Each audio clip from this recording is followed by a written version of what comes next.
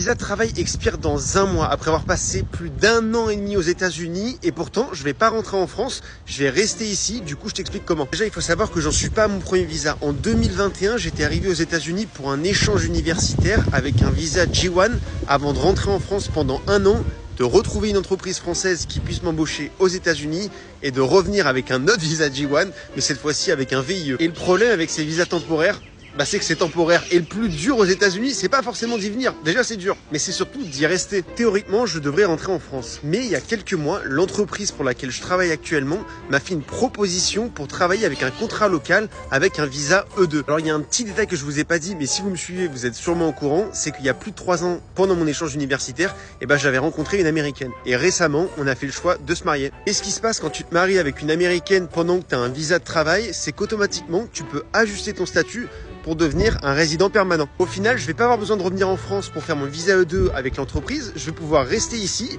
m'éviter quand même pas mal de paperasse, même si quand même le dossier de la green card, c'est assez balèze. Je pourrais en parler dans une autre vidéo. Je vais bientôt sortir un guide qui va aller droit au but pour vous expliquer vraiment de A à Z comment venir aux États-Unis. Donc si vous êtes intéressé par ça, n'hésitez pas à vous abonner.